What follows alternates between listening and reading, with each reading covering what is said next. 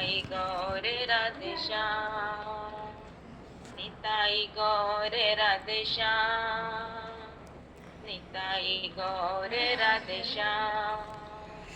हरे कृष्णा हरे राम, हरे कृष्णा हरे राम, हरे कृष्णा हरे राम, हरे कृष्णा हरे राम, हरे कृष्णा हरे राम, हरे कृष्णा हरे राम, हरे कृष्णा हरे राम, हरे कृष्णा हरे राम, हरे कृष्णा हरे राम, हरे कृष्णा हरे राम।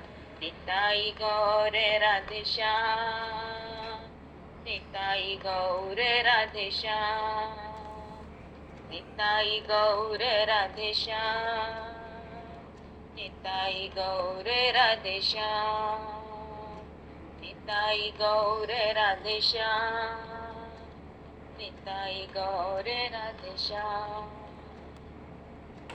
निताई गौर कृष्ण गाइए रे भजो, गिरधर गोपाल कृष्ण गाइए। निताई गौर कृष्ण गाइए रे भजो, गिरधर गोपाल कृष्ण गाइए। निताई गौर कृष्ण गाइए रे भजो, गिरधर गोपाल कृष्ण गाइए।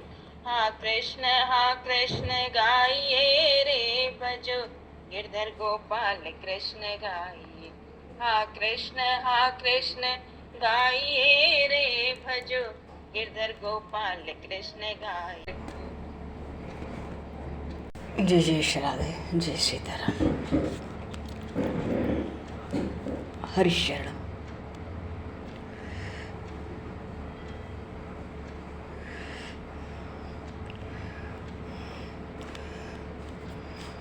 अनंत कोटि ब्रह्मांड नायक सर्वेश्वर पूर्ण भारत ब्रह्म असंख्य कल्याण गुणगणले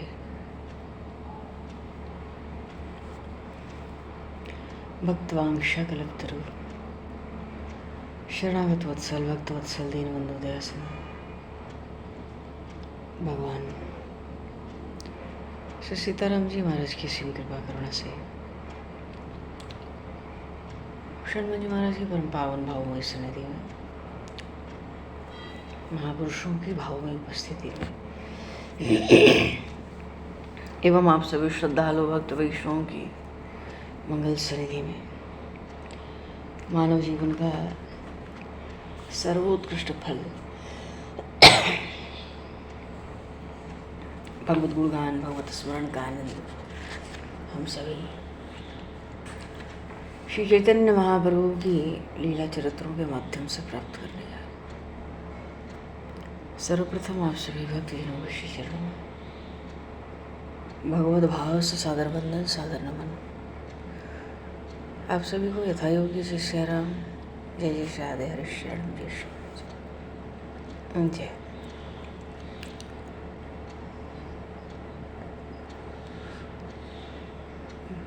जय हो जय।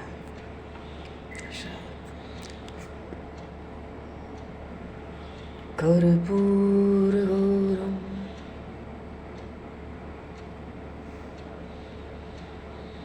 करुणावतारं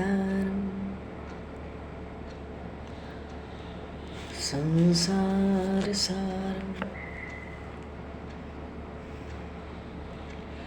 भुजेन्द्रहारं सदा वसन्तं हृदयारविन्दे भवं भवानि सहितं नमामि भवं भवानि सहितं नमामि। बोली शौरी शंकर भगवान की जय, श्री चैतन्य महाप्रभु की जय।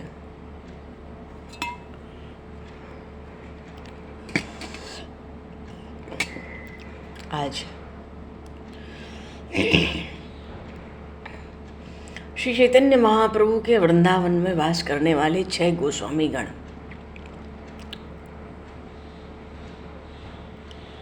वस्तुतः आज श्री रूप गोस्वामी पाद जी का तिरुभाव तिथि है,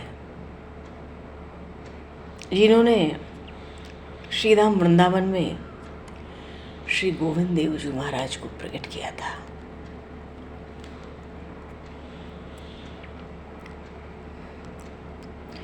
बोलिए श्री गोविंद देव जी महाराज की जय। इसलिए आज गोविंद देव जी महाराज की बड़ी विलक्षण मंगला आरती है। क्यों? श्री रूप गोस्वामी पाद जी का तिरुभाव तिथि है। वस्तुतः वृंदावन में 6 गोस्वामी रहे तो 8, सब मंजरी हैं श्री राधा रानी की, पर 6 का विशेष नाम आता है। ये सब चैतन्य महाप्रभु के ही हैं। श्री चैतन्य देव के 6 गोस्वामी अत्यंत ही प्रसिद्ध हैं। पहले श्री रूप गोस्वामी पाद, श्री सनातन गोस्वामी जी। रूप गोस्वामी पाद जी ने श्री गोविंद देव जी को प्रकट किया वृंदावन में। श्री सनातन गोस्वामी जी ने श्री मदन मोहन जी महाराज को प्रकट किया, इस समय करौली में वर्तमान में विराजमान, राजस्थान के करौली में। तीसरे श्री जीव गोस्वामी, इन्होंने 18 पुराण मिला के 4 लाख श्लोक हैं, उससे ज़्यादा वैष्णव शास्त्रों में श्लोकों की रचना की। इन्होंने शास्त्रों की विचित्र रचना की। श्री जीव गोस्वामी पाद। श्री गोपाल भट्ट गोस्वामी, जिन्होंने श्री वृंदावन धाम में श्री राधा रमण लाल जी को प्रकट किया। श्री रघुनाथ भट्ट जी और श्री रघुनाथ दास जी, इनके भी चरित्र बहुत विलक्षण है। श्री रूप गोस्वामी, सनातन गोस्वामी सगे भाई हैं। महाप्रभु श्री चैतन्य देव की आज्ञा लेकर ही नवद्वीप से वृंदावन आए थे और फिर गौड़ देश लौटे नहीं, यहीं बस गए, क्योंकि इनको लौटने की आज्ञा नहीं थी महाप्रभु से। जीव गोस्वामी इन्हीं के छोटे भाई अनूप गोस्वामी के पुत्र हैं। अनूप गोस्वामी भी सगे ही हैं, सगे भाई हैं। मानो पूरा का पूरा परिवार ही विरक्त बन गया, दैवीय परिवार था।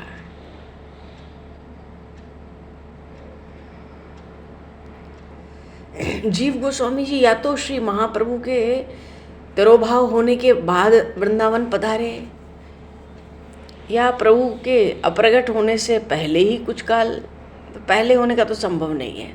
मानो ये पुत्र थे ना अनूप गोस्वामी के, ये पीछे हुए, क्योंकि इनका प्रभु के साथ भेंट होने का वृत्तांत नहीं मिलता है। ये तो नित्यानंद जी महाराज की आज्ञा से वृंदावन आए थे। आज श्री रूप गोस्वामी पाद जी का तिरोभाव तिथि है। इन महापुरुषों की इतनी महिमा है, इन्होंने जो दिया है वैष्णव समाज को, वो अविस्मरणीय है।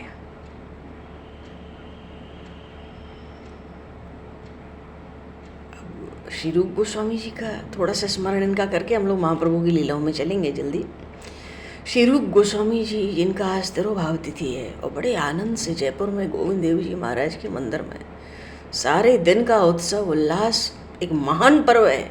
अरे उन्होंने ही प्रकट किया था उनको। सनातन गोस्वामी से 1-2 साल ही छोटे होंगे, 2 साल। सनातन गोस्वामी बड़े भाई माने जाते थे। राम केली में दोनों भाइयों की प्रभु से, चैतन्य महाप्रभु से भेंट हुई थी। फिर प्रयाग में भी महाप्रभु से मिले थे रूप गोस्वामी जी। फिर प्रभु की आज्ञा लेके महाप्रभु की आएंगी ये लीलाएं आगे। वृंदावन में आकर निरंतर वास किया। ब्रह्म कुंड के पास निवास करते थे। एक दिन निराहार रहकर ही भजन कर रहे थे। भूख लग रही थी, पर ये भजन को छोड़ के भिक्षा के लिए जाना नहीं चाहते थे। इतने में ही एक काले रंग का ग्वाले का छोकरा एक मिट्टी के पात्र में दूध लेकर इनके पास आया और बोला, लो बाबा, ये पी लो। क्योंकि भूखे भजन क्यों कर रहे हो? गांव में जाकर भिक्षा क्यों नहीं कराते? और तुम्हें पता नहीं भूखे भजन न होए, यह जाने सब कोई। रूप जी ने दूध पिया, अमृत से बढ़कर उसमें स्वाद था। वो समझ गए सांवरे रंग का छोकरा वही छलिया वृंदावन वासी है। क्यों? अपने राज्य में वृंदावन में किसी को भूखा तो देख नहीं सकता। पर आश्चर्य की बात तो ये थी कि जिस पात्र में उस छोकरे ने दूध दे दिया था, वो दिव्य पात्र पता नहीं अपने आप ही कहाँ चला गया। इस बात को जब सुने तो सनातन गोस्वामी जी, बड़े भाई थे 2 साल बड़े, दौड़े आए, उनको हृदय से लगाया रूप गोस्वामी को और कहे, भैया ये मनमोहन का बड़ा सुकुमार है, ये मनमोहन बहुत सुकुमार है, इसे कष्ट मत दिया करो, और तुम स्वयं ही ब्रजवासियों के घरों से टुकड़े मांगकर लाया करो। उन दिनों अच्छा, उसके बाद से तो नियमित रूप से भजन हो न हो, रूप जी मधुकरी भिक्षा नित्य प्रति करने जाने लगे कि कहीं ठाकुर जी को न आना पड़े। और समझा दिया था उन्होंने। तो एक दिन गोविंद देव जी ने इनको स्वप्न में आज्ञा दी कि भैया मैं अमुक स्थान में जमीन के नीचे दबा हुआ पड़ा हूं,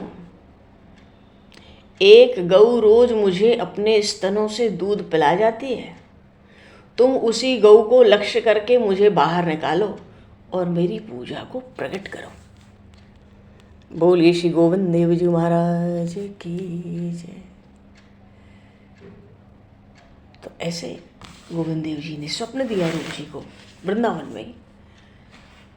तो जब भी सुबह हुई तो उसी स्थान पे पहुंची, खोजने लगे प्रातःकाल से ही कौन सा स्थान है जहां गाय अपने आप दूध छोड़ रही है, उस स्थान को पता करो।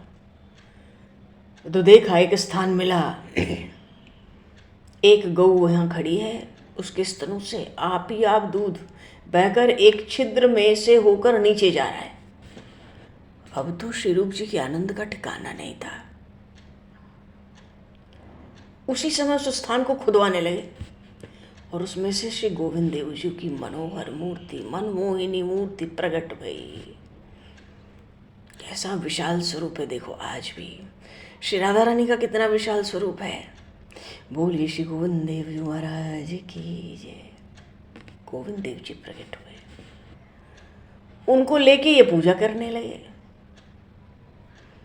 पर समय जब बिगड़ा, मुगल शासकों के समय बड़ी त्राही त्राही हुई, तो जयपुर के महाराज मान सिंह जी ने गोविंद देव जी का लाल पत्थरों का एक बड़ा ही भव्य विशाल मंदिर बनवा दिया। और आद्यावधि श्री वृंदावन की शोभा,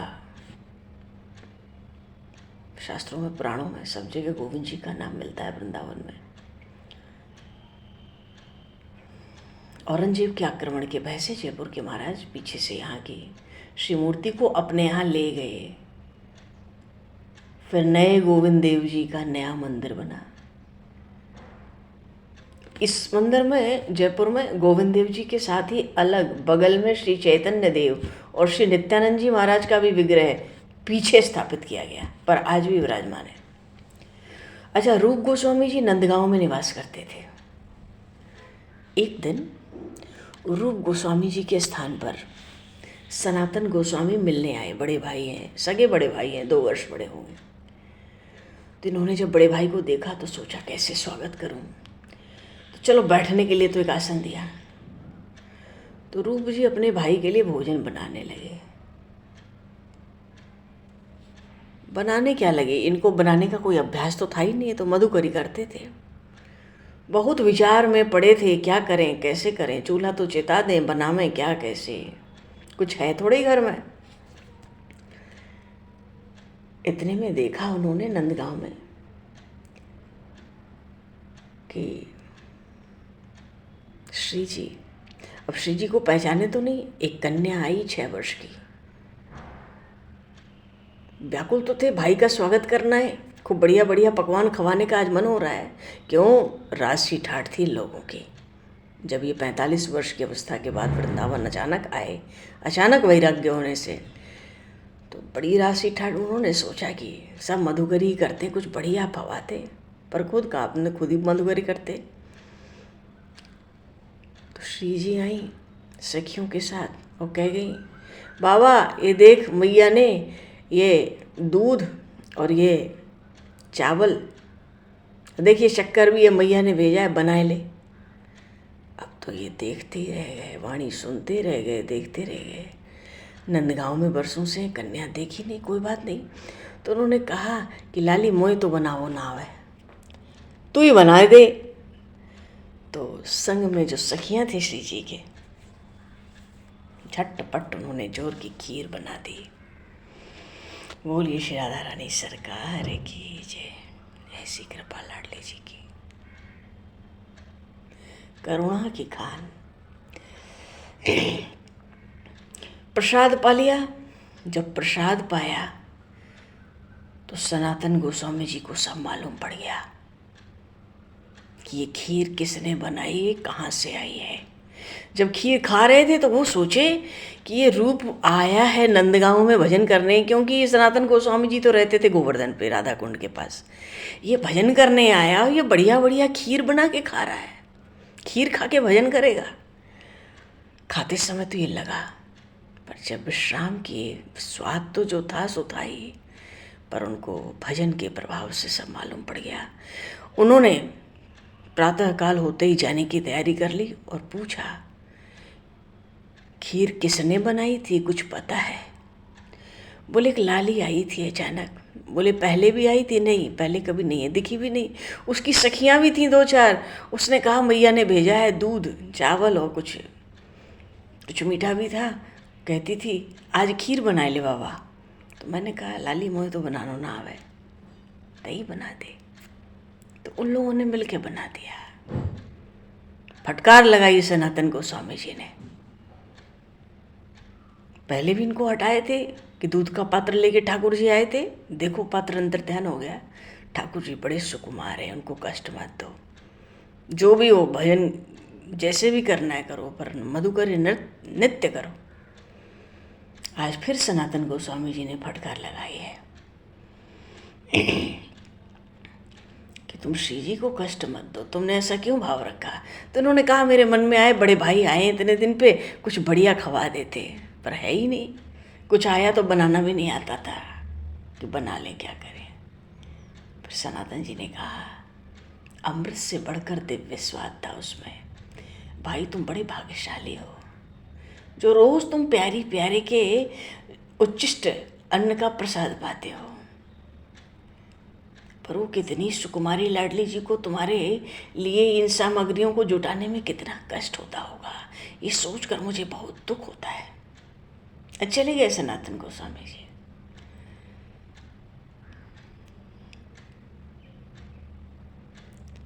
श्री रूप गोस्वामी के भक्ति और प्रेम के महात्म की बहुत सी कथाएं हैं। ये तो सदा ही जुगल माधुरी के रूप में छके रहते थे।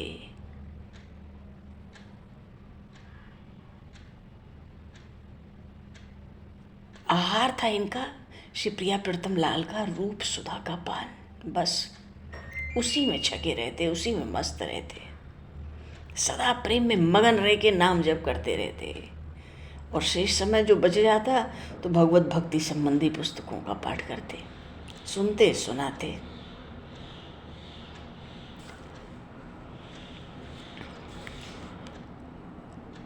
तो ऐसे श्री रूप गोस्वामी जी जिन्होंने श्री गोविंद जी को श्रीधाम वृंदावन में प्रकट किया, आज उनका तिरोभाव, इनकी बड़ी सुंदर सुंदर लीलाएं वृंदावन में रह के इन्होंने श्री कृष्ण प्रेम का साकार रूप खड़ा करके दिखला दिया। सदा नाम संकीर्तन और सदग्रंथों के स्वाध्याय में लगे रहते। आज उनके वैकुंठ वास की, गोलोक वास की तिथि है श्रावण शुक्ला द्वादशी। 74 वर्षों तक शरीर धारण किया धराधाम पर और भक्ति के तत्व को प्रकाशित करते रहे। और ये जितने 6 गोस्वामी ये सब चैतन्य महाप्रभु के शिष्य हैं। शिष्य का अर्थ ये नहीं है कि दीक्षा गुरु है, महाप्रभु ने ऐसे किसी को दीक्षा नहीं दी, वो तो साक्षात प्रेमावतार, साक्षात भगवान श्री कृष्ण का अवतार है। जिसको जो आज्ञा दे देते बस वो उसी में लग जाता। बोले श्री रूप गोस्वामी पाद जी महाराज की जय, श्री गोविंद देव जी महाराज की। इसलिए आज बहुत विलक्षण मंगला आरती, राजभोग आरती, दिव्य श्रृंगार, सब कुछ आनंद ही आनंद है। उधर श्री चैतन्य महाप्रभु माता व्याकुल है, ठकुरानी विष्णु प्रिया व्याकुल है, कुछ उपाय बनते नहीं बनता है। पूरे नवद्वीप में चर्चा है। और श्रीवास पंडित हैं, पूज्य पिताजी के, पंडित जगन्नाथ मिश्र के बड़े स्नेही मित्र थे। तो अवस्था तो बहुत ज़्यादा थी निमाई पंडित से। अब वस्तुतः अब ये निमाई पंडित नहीं रहे, क्योंकि अध्ययन अध्यापन ये तो सब छोड़ ही दिया उन्होंने। तो उनकी जो पत्नी थी मालती देवी से सची माता का सखी भाव था। दोनों का बड़ा वात्सल्य था महाप्रभु जी पर।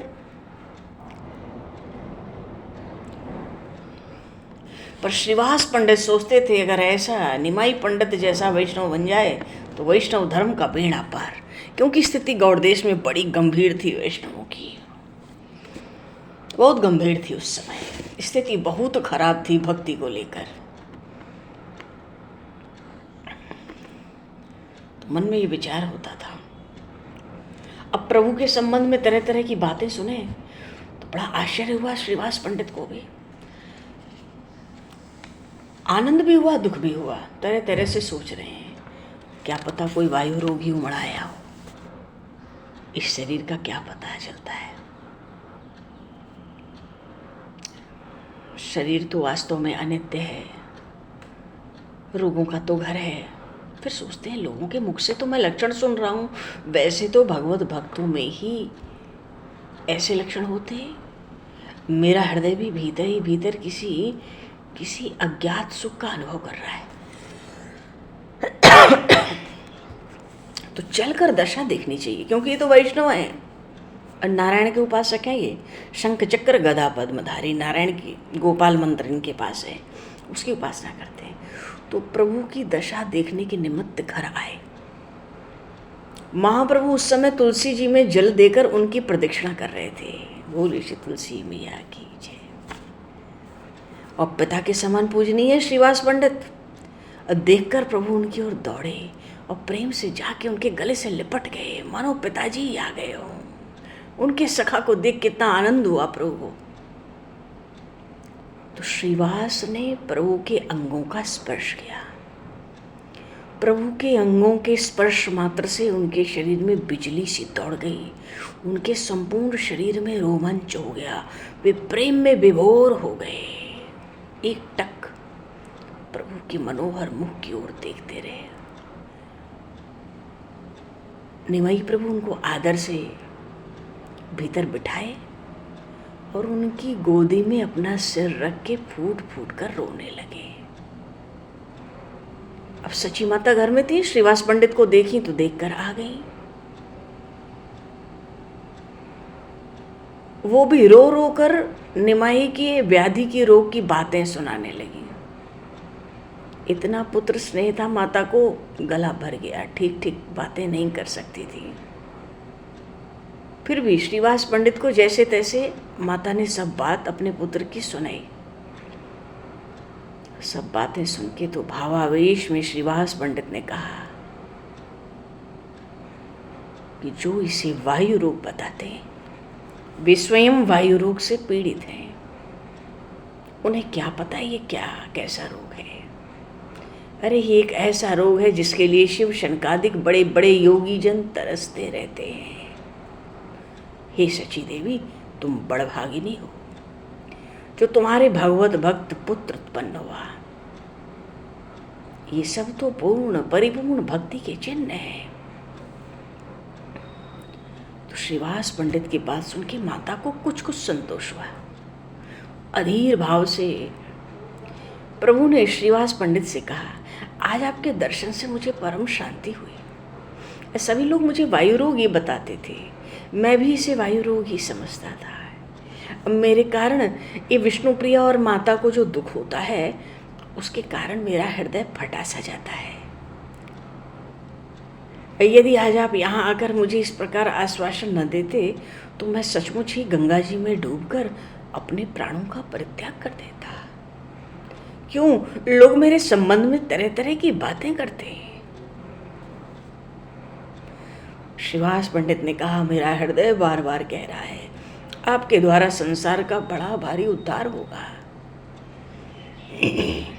आप ही भक्तों के एकमात्र आश्रय और आराध्य बनेंगे,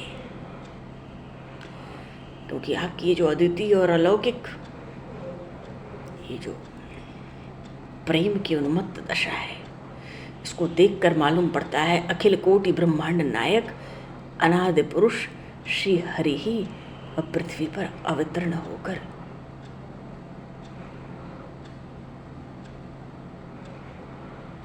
दुष्प्रभावों को विनाश करके भगवान नाम का प्रचार करेंगे। अब मुझे मालूम हो रहा है आपके इसी शरीर के द्वारा ऐसे शुभ कार्य वो करावेंगे। प्रभु अधीर हो गए निमाई प्रभु, कहने लगे मैं तो आपके पुत्र के समान हूं, वैष्णवों के चरणों में मेरी अनुरक्ति हो ऐसा आशीर्वाद दीजिए, मुझे ऐसा आशीर्वाद दीजिए कि श्री कृष्ण कीर्तन के अतिरिक्त और कोई भी कार्य मुझे अच्छे ही ना लगे। यही मेरी अभिलाषा है। सदा प्रभु प्रेम में विकल होके मैं रोया ही करूं, यही मेरी हार्दिक इच्छा है। श्रीवास पंडित ने जब सुना, कहने लगे नेत्रों से अश्रुओं की धार तो सबके ऐसे बह रही है जिसे बाढ़ आई हो। पंडित जी ने कहा आप ही ऐसा आशीर्वाद दे दे मुझे जिससे कि मैं भी इस प्रकार का थोड़ा पागलपन पा सकूं। हम भी ऐसे प्रेम में पागल बने हुए उन्मत्तों की तरह नृत्य करने लगे, आप ही आशीर्वाद दीजिए। मानो इस प्रकार बहुत देर तक दोनों ही महापुरुषों के में जो विशुद्ध अंतःकरण की बातें होती रही। अंत में प्रभु की अनुमति लेकर देखो वैष्णव जन इनको पहचानने लगे, महाभावी ऐसे हैं, प्रत्यक्ष हैं सब। अब वो पिता के उम्र के हैं कि दादा के उम्र के हैं कि घर के हैं कि बाहर के हैं कि विद्यार्थी हैं कि शिष्य हैं, सब अभी से अनुमति ले लेके कार्य करने लगे। श्रीवास पंडित घर चले गए और उधर अद्वैताचार्य जी, पहले भी बताया था अद्वैताचार्य जी विशेष रूप से भगवान शिव के ही अंश अवतार हैं। जैसे भगवान श्री राम की लीलाओं में हनुमान जी महाराज का प्रागट्य हुआ, राम काज लगी तब अवतारा, ऐसे ही महाप्रभु की भविष्य की लीलाओं का संपादन इन अद्वैताचार्य पे है। पर इनमें भगवान शिव और नारायण दोनों का अंश है, क्योंकि सबसे पहले भगवान शिव ने ही भगवान नारायण से कहा था प्रभु स्थिति बड़ी दयनीय है। जबकि देखो 2500 लगभग 2500-2600 वर्ष पूर्व भगवान शिव का अवतार हुआ था, भगवान श्री आदि शंकराचार्य के रूप में, और सनातन धर्म की स्थापना के लिए हुआ। भली भांति स्थापना कर गए, 4 वर्णों का भी विभाग कर दिए, मानो तब कुछ भी नहीं था। 5-6 हजार वर्ष हुए भगवान श्री कृष्ण को गए, पर जाते ही जो हुआ कलयुग का प्रभाव, केवल बौद्ध धर्म का बोलबाला था। आज से 3000 साल पहले लगभग जैन धर्म भी आया। साहित्य में उनके तो बहुत कुछ है, पर ठीक है, जिसने जो सिद्धांत को प्रदान करके आगे बढ़ाया। तभी भगवान ने भगवान शिव को भेजा था कि सनातन धर्म की तो जड़ बिल्कुल उखड़ गई है, आप जाएं। भगवान शिव सनातन धर्म की विधिपूर्वक आदि शंकराचार्य भगवान ने स्थापना की थी, और 4 वर्ण भी बांट दिए उन्होंने, ब्राह्मण क्षत्रिय वैश्य शूद्र, ये सब समाप्त हो गया था। तो 10 प्रधान शिष्य थे, 6 को तो उन्होंने त्याग दिया था। चरित्र तो कौन परिचित नहीं है, बड़ा विलक्षण चरित्र है आदि शंकराचार्य भगवान का। अंततः उन्होंने 4 को स्वीकार किया, जिससे ये 4 आज भी भारतवर्ष में जो शंकराचार्य महाराज के स्थान है, अखाड़े हैं, वही 4 से आज चल रहे हैं। चल तो वो 6 परंपरा भी रही है, पर वहाँ से उठपटांग चल रहा है, मतलब वैष्णवों की बुद्धि में ना समावे। तो अद्वैताचार्य भगवान शिव ने कहा था भगवान नारायण से, प्रभु अब तो कलियुगी जीवों के उद्धार के लिए आपको अवतार लेना होगा, स्थिति बहुत दयनीय है। भगवान नारायण ने हंस के कहा हम चलेंगे तो फिर आप कहाँ रहेंगे, आप भी तो चलें। तो अद्वैताचार्य भगवान शिव भगवान नारायण दोनों के अवतार हैं, और महाप्रभु की भविष्य की होने वाली जो लीलाएं हैं प्रेम की, उसके मुख्य स्तंभ सारी व्यवस्था ही, जैसे वृंदावन में भगवान श्री जुगल सरकार की लीला होती है, नित्य होती है, उसका संपादन श्री तुलसी मैया करती है, उन्हीं का विभाग है, उन्हीं को संभालना है। ऐसे अद्वैताचार्य जी, और यही इन्होंने ही विश्वरूप के पाठशाला में, विश्वरूप इन्हीं की पाठशाला में पढ़ते थे। महाप्रभु के लिए शशि माता को इन्होंने ही आशीर्वाद दिया था, अब की बार आपके अवतारी पुरुष का आपके यहाँ जन्म होने वाला है। एक बार देखा था तो विश्वरूप के कहने से प्रणाम भी नहीं किया था गुरुदेव को, गौरांग देव ने, छोटे से थे 6 साल के, पर 2-4 बार देख क्या लिया कि उसी में उनके चरणों की रज को लेके लोटपोट होते रहे अद्वैताचार्य महाराज। समझते थे आ गए हैं ये, जब अपना स्वरूप संभाल लें।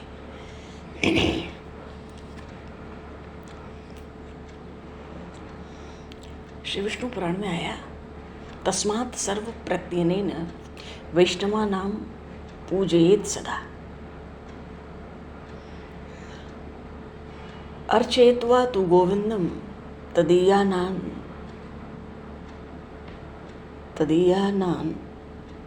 अर्चयेत् यः न स भागवतो गेयः केवलम दाम्भिका स्मृता। कोई भगवान की पूजा करे, भगवान के भक्तों की पूजा ना करे, फिर वो यथार्थ में भक्त नहीं है, उसको तो दाम्भिक समझना चाहिए। ऐसा विष्णु पुराण में है। भगवान तो भक्ति की पूजा से ही संतुष्ट होते हैं, इसलिए सर्व प्रयत्न से वैष्णवों की ही पूजा करनी चाहिए। वो भगवान तो प्राणी मात्र के हृदय में समान रूप से अणु परमाणु में व्याप्त है।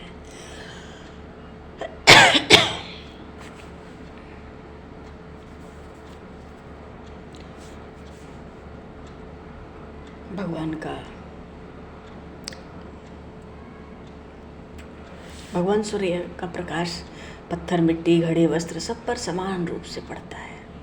शीशा हो, चंद्रकांता मणि,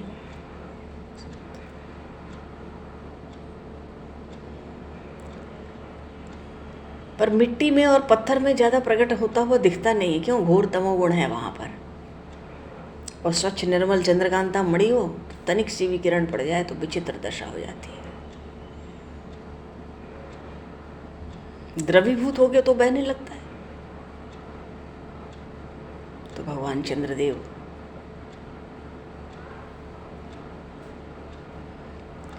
चंद्रकांता मणि से बड़ा स्नेह रखते हैं, और इसीलिए उनका नाम चंद्रदेव पड़ा भी। अच्छा, चंद्रदेव का एक नाम है निशानाथ, क्योंकि रात्रि में प्रकट होते हैं। ऐसे ही भक्तों के हृदय में भगवान की कृपा की किरण पड़े तो पिघलने लगती है। गोस्वामी जी ने कहा, मोरे मन प्रभु अस विश्वासा, राम ते अधिक राम कर दासा। भगवत भक्तों की महिमा ऐसी है। पर भक्तों की महिमा समझने के लिए भी प्रभु की कृपा की आवश्यकता है। जिस पर भगवान की कृपा नहीं, वो भक्तों की महिमा भला क्या समझे।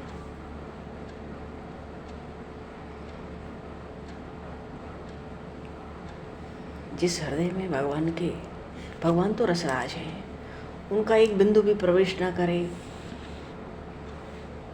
जिसमें उसको ग्रहण करने की किंचित भी शक्ति ना हो, जिसको भगवान की रसिकता का मर्म जरा भी ना समझ में आया हो, तो भगवत रसिक शिरोमणि कहते हैं, भगवत रसिक की बातें रसिक बिना को समझ सके ना।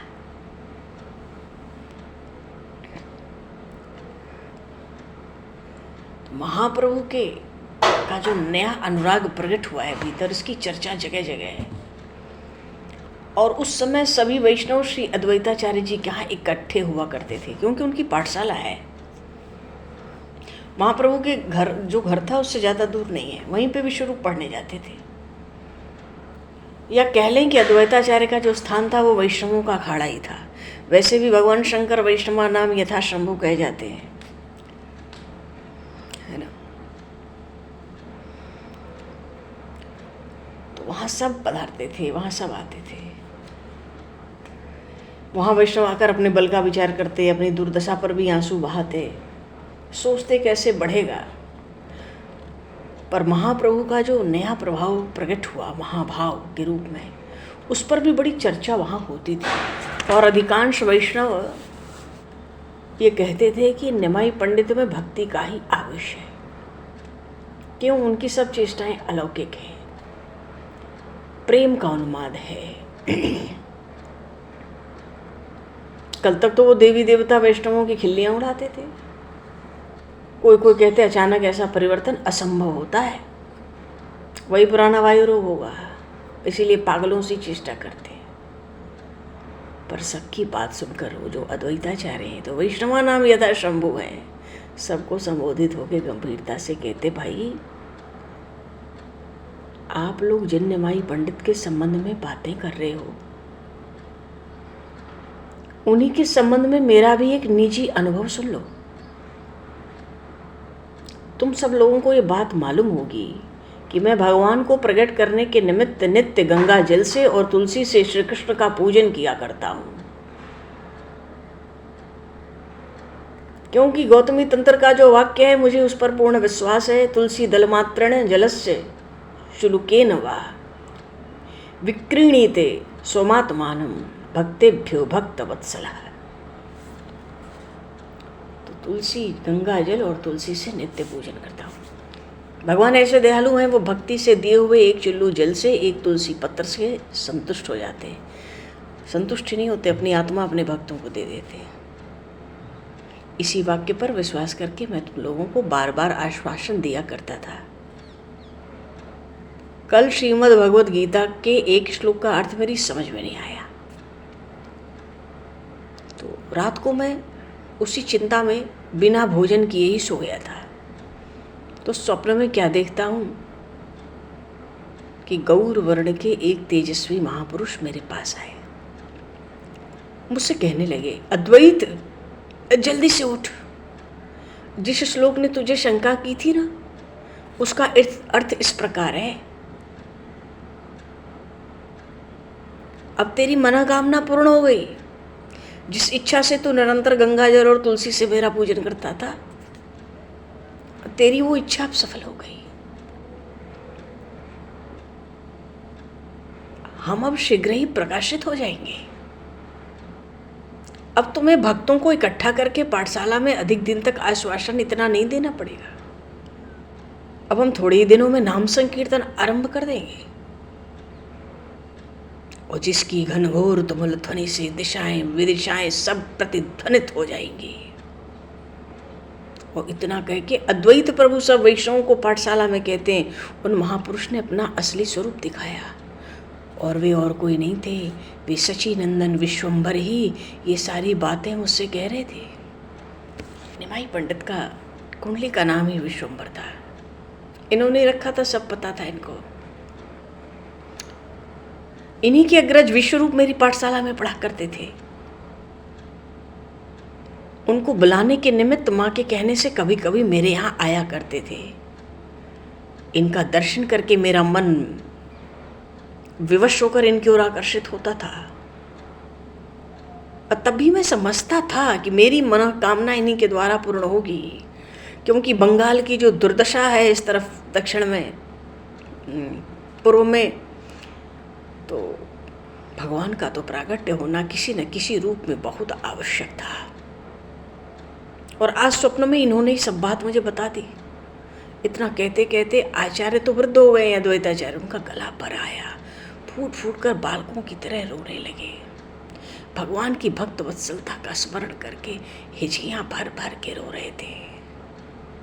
सब वैष्णवों की आंखों में आंसू निकलने लगे, सबका हृदय प्रेम से भर गया।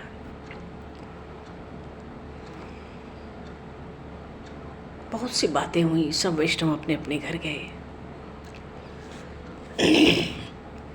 और भैया इस घटना के बाद, क्योंकि अद्वैत प्रभु ने इस बात को प्रकट कर दिया वैष्णवों में, बस वैष्णवों में, वैष्णव बहुत कम थे, उनकी दशा बहुत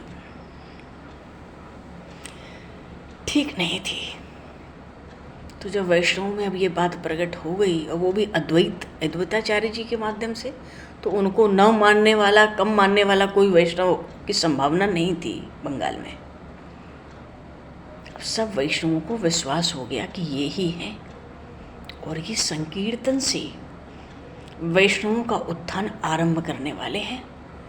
तो अब देर किस बात की थी, अब तो कुछ छिपा छिपाव रहा नहीं। इधर तो ये बात हुई और उधर महाप्रभु की दशा अब और भी अधिक विचित्र होने लगी।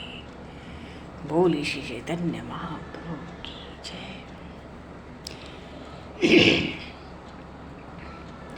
श्यावर रामचंद्र भगवान की जय। श्री राधेवर कृष्णचंद्र भगवान की जय। श्री गौरी शंकर भगवान की जय। श्री हनुमान जी महाराज की जय।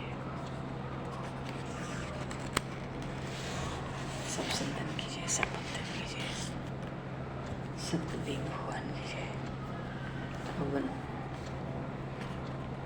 तो समय को दृष्टिगत करते हुए पहला संकीर्तन हुआ श्रीवास पंडित के घर। महाप्रभु क्या संकीर्तन करते थे, क्या आवेश होता था, क्या सबकी दशा होती थी, वो कल्पना से परे है जीव के। पहला संकीर्तन आगे के प्रसंग में आरंभ हुआ। श्रीवास पंडित के घर प्रथम संकीर्तन, और प्रथम कृपा की किरण किसको मिली? आचार्य रत्न गर्भ को, जो कृपा कर चुके महाप्रभु उन पर।